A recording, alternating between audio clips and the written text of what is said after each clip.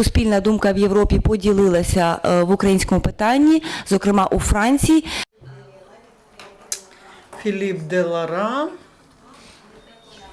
who has just arrived from France. Thank you. Very much for welcoming me in Ukraine Crisis Center.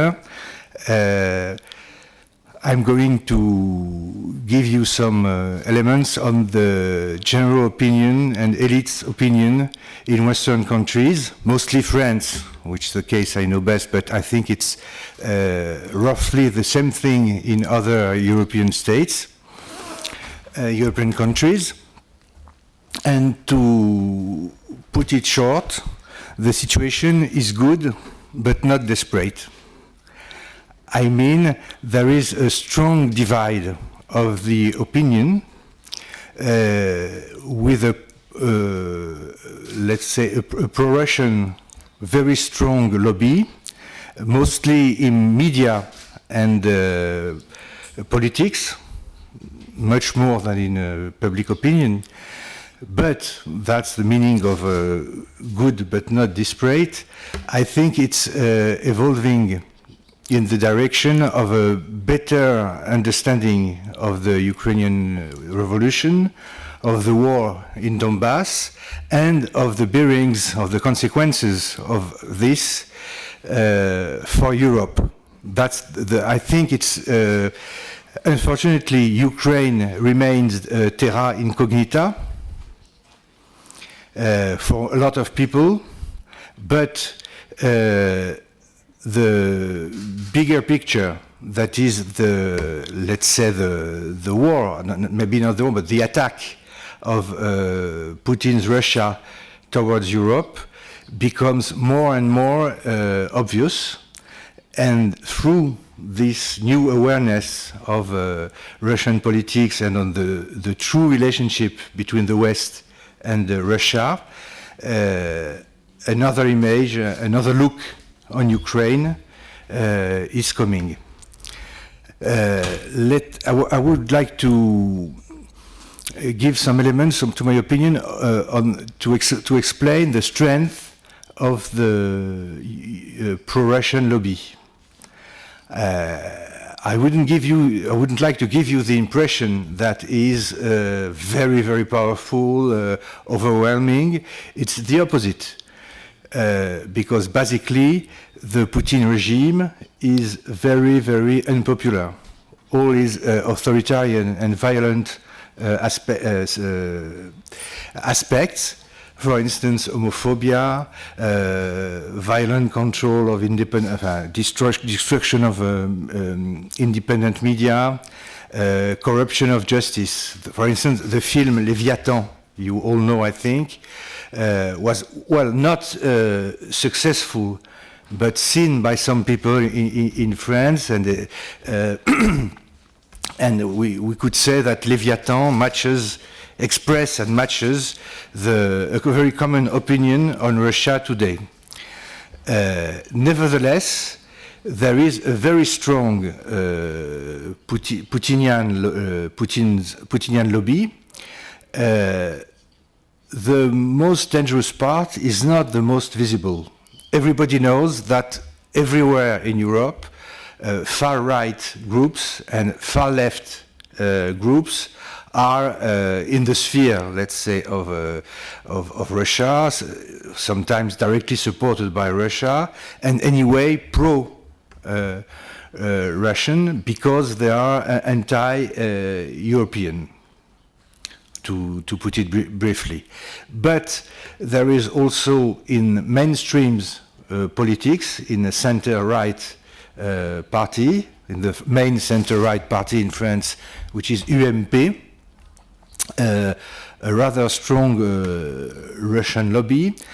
It's the same thing in the press. For instance, Le Figaro, the newspaper Le Figaro, it's a good journal. I mean, it's not a propaganda journal, but there is a strong pro-Russian bent. And at first sight, it is really unexplainable why there is such I called it in a article in Ukraiński Tydzień, champ de force field. A force field because it's very, with some people it's strong, let's say beyond reason.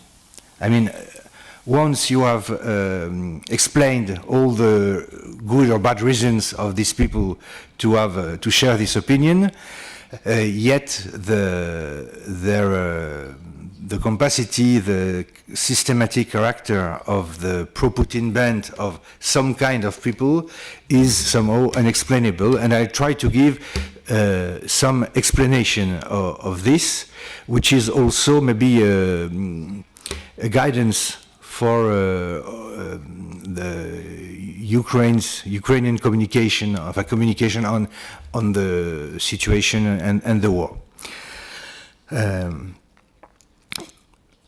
The first thing, it's very, I think I'm saying things obvious, but maybe it's useful to to recapitulate this, is anti-Americanism, which is very widespread, because it's not only the traditional America bashing who exists in some milieu in Europe, and especially in France. It's something triggered by American politics since 9/11. There is a lot of people, and including, I would say, decent and smart people, are, so to speak, fed up by America's foreign policy, by its mistakes, both the arrogance of the Bush period and the hesitation, the vacillations of the Obama period. So, to put it briefly, many people think, and maybe rightly or partly rightly, that America has got everything wrong since September 9/11. And so Russia is an alternative, and the Russian narrative of NATO and America's aggression towards Russia makes sense, seems plausible. And the second thing, which goes much deeper, is the fact that we made, I mean, everybody in Europe, not all the people, but mostly, a big mistake at the collapse of USSR. Most of the people, many people, believed that, to quote a very adequate phrase from Anne Applebaum, that Russia was becoming a flown Western state. Flown, of course, so with defects. Що Росія стала недосконалою ліберальною державою.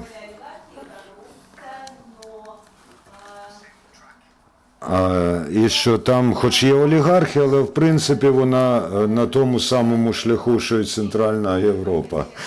І що вони поступово перетворюються на щось схоже на нас, можливо, невдало і незграбно, але насправді не було справжньої такої думки про Росію, не замислювалися щодо Росії після розвалу Радянського Союзу. Це була така собі біла пляма на мапі Європи. Росія казала, що її принизили, або що на неї нападає Захід, це неправда, але в реальності ми це ігнорували. І усі ознаки, коли, наприклад, Росія відмовилась від східного партнерства, люди казали, ну і що ж, це такий момент поганого настрою, але нічого важливого в цьому сенсі нема. І чимало людей, особливо інтелектуалів з Центральної Європи, казали нам, що, ну, знаєте, Росія зовсім не те. Коли українці казали нам, Росія зовсім не те, що ви думаєте, ми на це не звертали уваги. І у такий спосіб Європа була дуже засмучена і здивована повним таким підйомом путінізму, коли розпочалася війна в Грузії. І от відтоді справи так і залишалися. І, наприклад, дуже важливо зауважити, що французька громадська думка і французькі засоби масової інформації дуже співчутливо поставились до Майдану, до революції на поверхневому такому рівні, бо ми любимо революції. І це сталося у Україні. Французи насправді були співчутливо ставились до української революції, але нічого при цьому не розуміли і не ставили українські події в контекст більших подій Європи. І в такий спосіб Росію вважали переважно все ж таки союзником або можливим союзником, потенційним союзником. І страшенно болісно визнавати, що то була помилка на багатьох рівнях. Наприклад, візьмемо військову галузь. Люди знають і в уряді, і в громадській думці, що відбувається небезпечна криза і війна на Близькому Сході, що є там ісламський тероризм, також є виклик з боку азійських економік, що розвиваються, а Росія на цьому тлі більше-менше на нашому боці.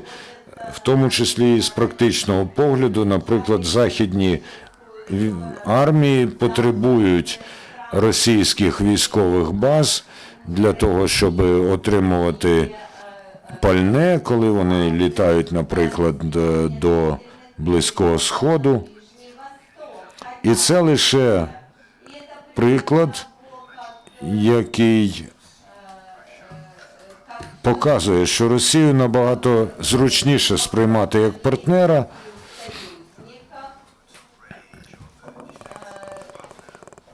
і коли у ті моменти ніж ворога або якусь чужу зовсім державу. І ми поступово відкриваємо те, що у багатовекторному, багатополярному світі є ще один полюс, який є Росія, що не є нашим добрим другом, і що у Росії є європейська політика, яка насправді є викликом для Європи, яка є дуже агресивною.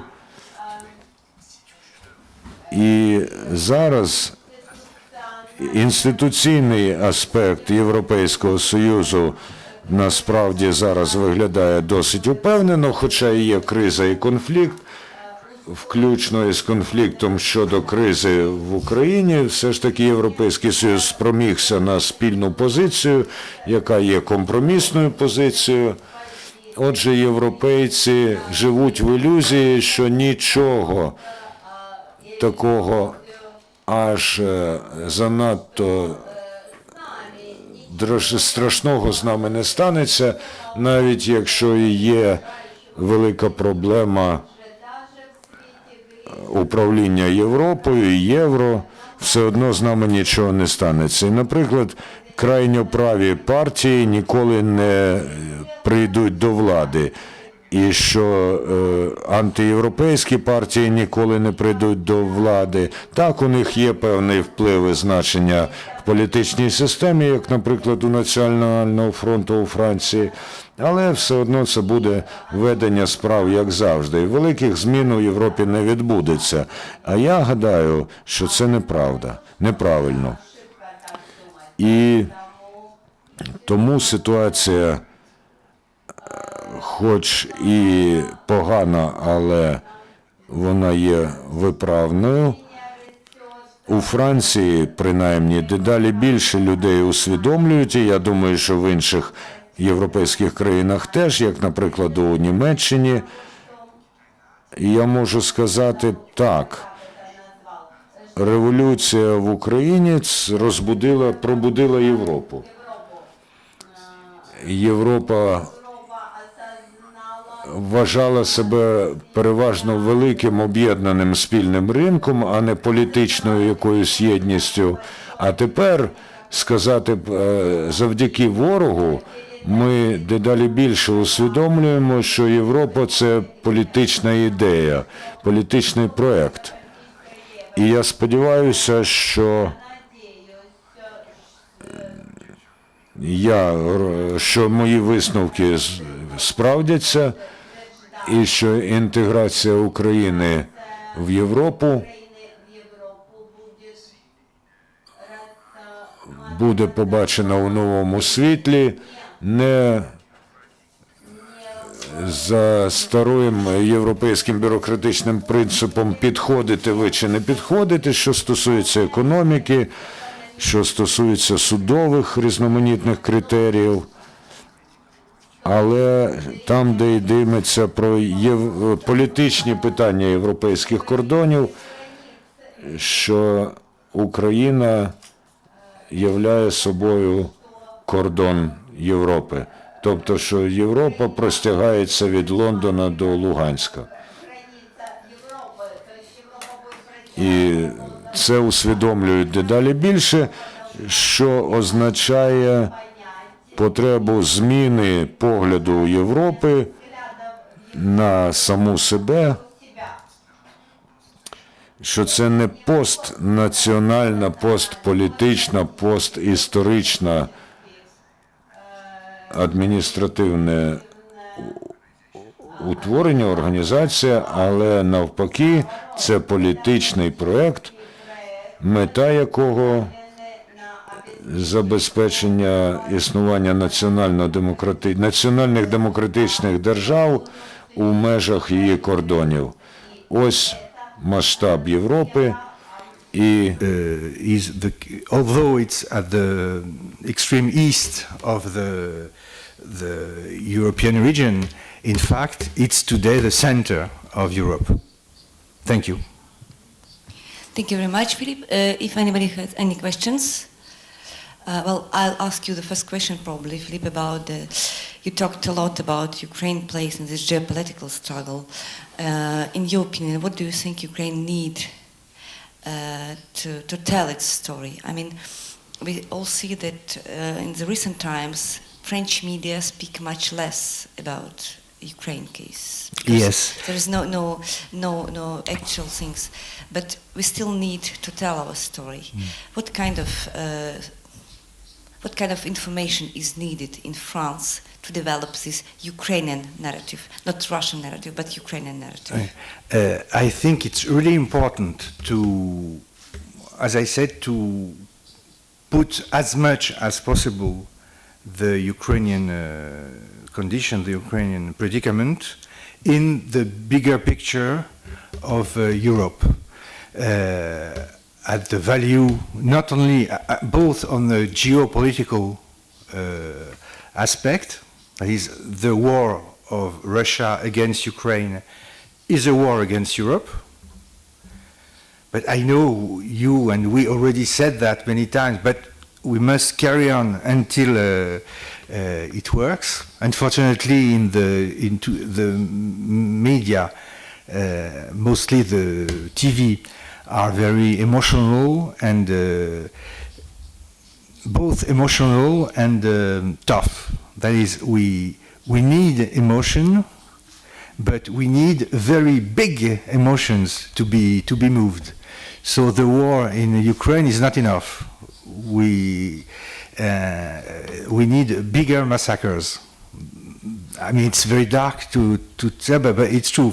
If maybe you remember that French opinion was very cautious about the Balkan War and didn't took side. And if we took side, it was rather for Serbia. and it changed when we have information about ethnic cleansing and concentration camps in Bosnia and in Serbia. So I hope that this will not happen here, and that it's not the indispensable condition for getting a greater concern for Ukraine. And for that, you must speak to the brain and not to the heart, because you are not in enough tragic condition to make Margot weep, as we say in France, to make to raise a strong emotion, but explaining the bigger picture, that is the European stakes of this war and of Russian politics, is the main way. And so it's not enough, even if I completely agree, that's why I'm here. The Ukrainian revolution is really something amazing and I would say almost a miracle in democracy's history. Democracy seemed tired, so to speak, after the collapse of communism, crippled by oligarchy, skepticism, etc. And this revolution is not only genuinely democratic, but with a creativity, with a social dynamics which is remarkable. But it's not enough to show that or to value that, because it's understandable only in the bigger picture of European geopolitics. Thank you. Do anybody has any questions? Yes, good morning, Philippe Motti from France.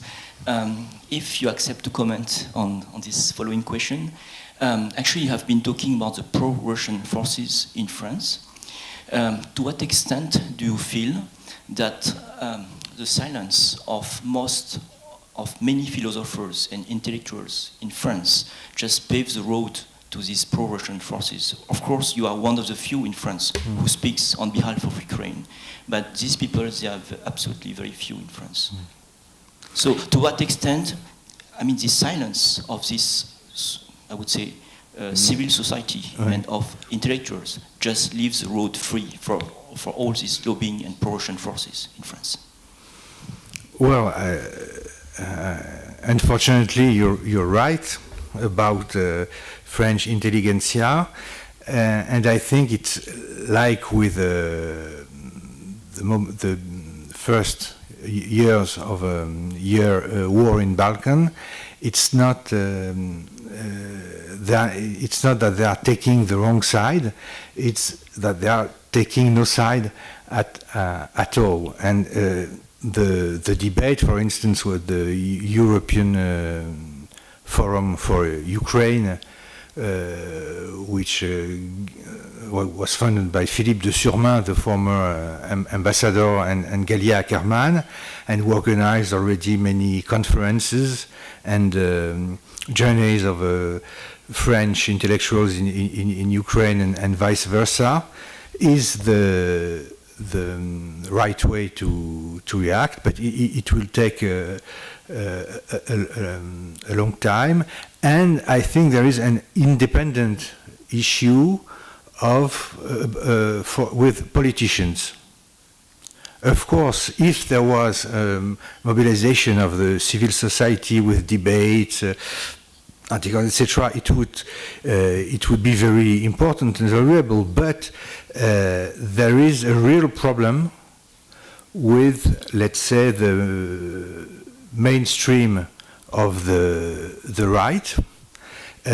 One often says that it's the old French tradition of friendship with Russia, even before the revolution, and the politics of balance between Russia and Anglosphere, but it goes beyond that because it's not only people coming from the De Gaulle tradition and the Eurosceptic who are in this pro-Putin lobby, but for instance, I think that the most pro-Putin politician today in France, among the moderate government forces, is Valéry Giscard d'Estaing, who was the father of the constitutional treaty, which is supposed to be a great European, and which means when he was president, he was already ambiguous with Russia, but his current positions for instance, on Crimea, on the rights, so-called rights of Russians in Ukraine, blah blah blah, means that he didn't get anything. He didn't understand anything of Russia's strategy, and these are the people we need to convince. Furthermore, not Giscard himself because he's too old, but his political friends, they may get to power. I mean, today, France, like Germany, has a rather good orientation of the government.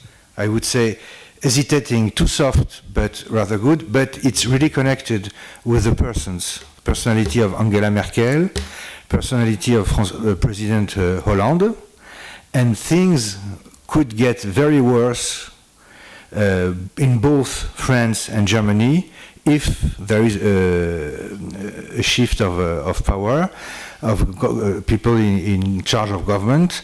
Maybe Merkel is not directly threatened, but in France, the position of the socialist majority is very weak.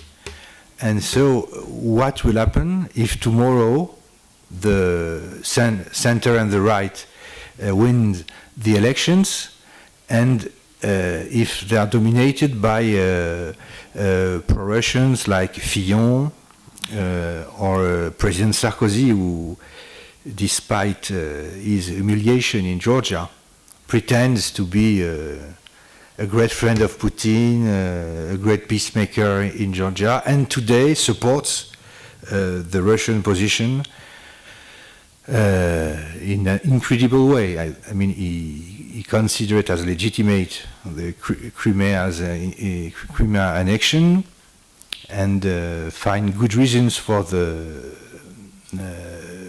so-called separatists in eastern Ukraine.